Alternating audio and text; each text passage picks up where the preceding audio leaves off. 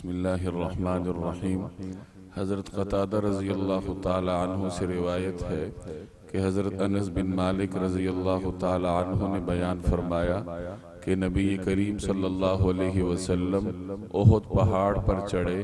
حضرت ابو بکر صدیق رضی اللہ تعالی عنہ، حضرت عمر فاروق رضی اللہ تعالی عنہ اور حضرت عثمان غنی رضی اللہ تعالی عنہ بھی آپ صلی اللہ علیہ وسلم کے ساتھ تھے۔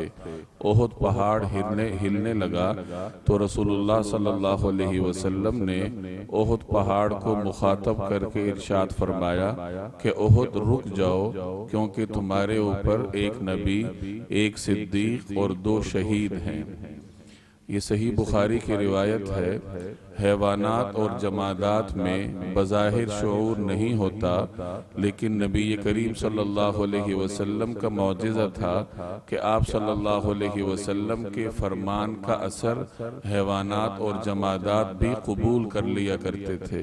چنانچہ آج کی روایت میں آپ نے پڑھا کہ رسول اللہ صلی اللہ علیہ وسلم حضرت ابو بکر صدیق، حضرت عمر فاروق اور حضرت عثمان غنی رضی اللہ تعالی عنہم کے ساتھ احد پہاڑ پر چڑھے تو وہ ہلنے لگا زلزلے کی وجہ سے یا کسی بھی وجہ سے۔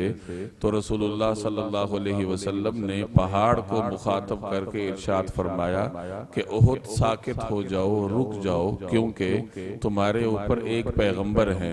اپنی جانب اشارہ فرمایا کہ تمہارے اوپر ایک پیغمبر ہیں اور ایک صدیق ہیں۔ حضرت ابو بکر صدیق رضی اللہ تعالی عنہ کی جانب اشارہ فرمایا اور 2 شہید ہیں، حضرت عثمان غنی اور حضرت عمر فاروق رضی اللہ تعالی عنہ کی طرف اشارہ فرمایا۔ چنانچہ احد پہاڑ رک گیا۔ تو اس میں ایک تو آپ صلی اللہ علیہ وسلم کا معجزہ ظاہر ہوا کہ پہاڑ جو بظاہر بے جان نظر آتا ہے، بے شعور ہوتا ہے، لیکن رسول اللہ صلی اللہ علیہ وسلم کے حکم کا اثر اس نے قبول کیا اور ہل رہا تھا تو آپ صلی اللہ علیہ وسلم کا حکم سن کر وہ ساکت ہو گیا۔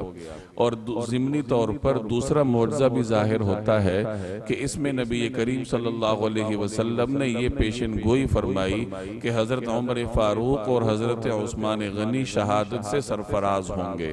چنانچہ اس واقعے کے کافی عرصے کے بعد حضرت عمر فاروق رضی اللہ تعالی عنہ کو ابو لولو مجوسی نے شہید کیا اور حضرت عثمان غنی رضی اللہ تعالی عنہ ایک فتنے میں شہید ہو گئے۔